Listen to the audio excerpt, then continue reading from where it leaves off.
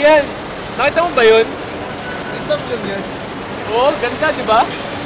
Ayos naman, pero tingin ko mas maganda to. Tingnan mo naman, ang laki ng space niya.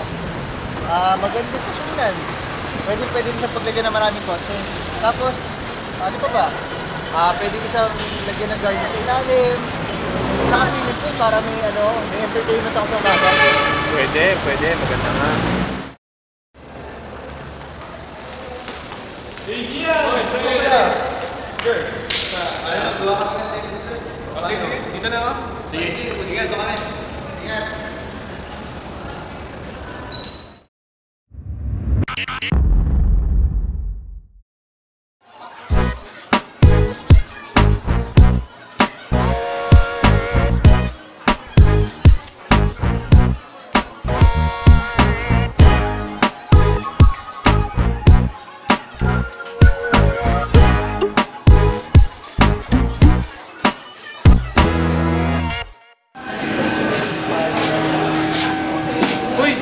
Uy, ganyan ka pa.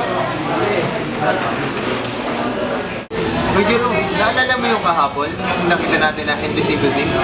Gusto ko kasing gumawa nun, kaya gumawa ngayon ako ng model. Maganda ba siya? Okay ba?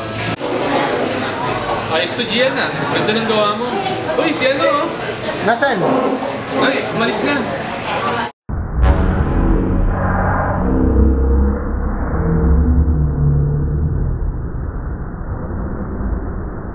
Uy, parang gumagalaw yung building mo ah. Parang soft story yata to. Soft story?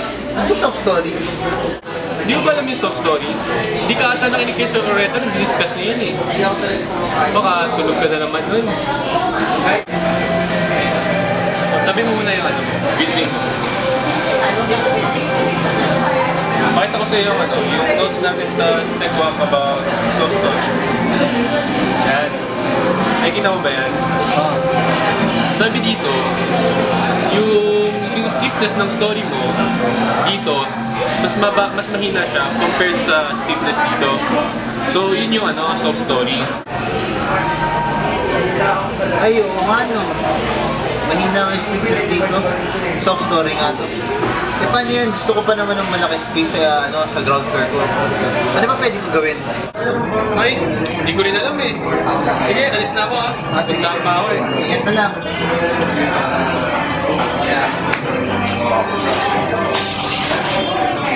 Paano kaya yan?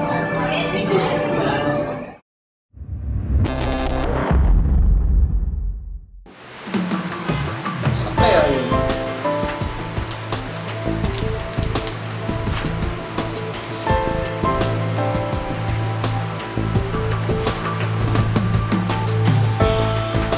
Ito!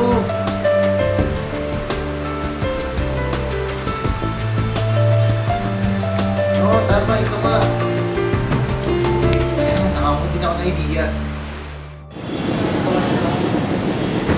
Uy, yan! So, isang lang sa'yo. Alam ko na paano yung pati soft story to. Pero hindi ko kaya mag-isa eh. Kaya pwede, tulungan niyo ako dalawa. Sige, turuan niyo. Ano ba gagawin natin? Ganito lang. Be-bracing natin to. So, okay ng sticks. Tapos, nakapit lang natin siya dito. Magalan lang? Nakapit natin siya. Magalan lang? Sige, yun natin.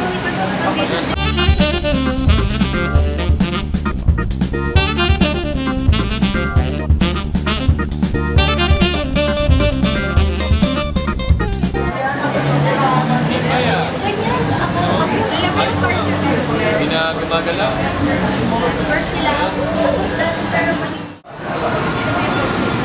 Ibay lang Takas na Paano mo tinisip yan? Ganito yan kasi kagabi. Gusto ko kasi talaga ma-retain yung design. Kasi syempre ang ganda nito, sayang naman yung design ko. Yung pag-model ko kung wala itong kung hindi ko papakinabangan. Kaya kagabi nag-research ako. Inalam ko pa paano siya masasolve. Kung ano yung mga solutions para magkamit ko pa nito. Maganda idea to, di ba? Ganda na nga, Tibay. Ano ba tawag sa method na to, Jen? Ito yung bracing method. Itong mga bracing na to, itong mga members na to, ito yung nagpapatibay sa story ko. Diba, napansin mo kahapon, nadali mo siya, gumagalaw siya. Ngayon, try mo, hindi na siya gumagalaw. Oo, ano? Tibay, diba? na. Itong bracing na to, ito na yung nagdadala ng mga lateral force. Diba, yun yung pag nag-earthquake. Ngayon, pag nag-earthquake, mag-earthquake man siya, hindi na siya masisira. Kasi, ito na yung mga nagdadala ng forces. Ayos, di ba? Ayos! Tara, uwi na tayo. Sige. Pero tingnan mo, ayos ba? Nasolve natin yung problema, di ba? Ayos nga. Ganda. Pinatulan ako sa'yo ah. Ayos pala, na. no? Mag-retrofit ng soft story na building. Natawa nga ako yung research ko ito kahapon eh. Tapos at least mapapakinabangan ko na yung Ano? yung model ko na na structure. Ayos, may ano ka na. Pag engineer ka na, pakita mo sa akin ginawa mo yan ha. Oo. Makakaasa ka. Sige, alis na ako. Sige, dito ako. Display mo sa kwarto mo ha. Oo.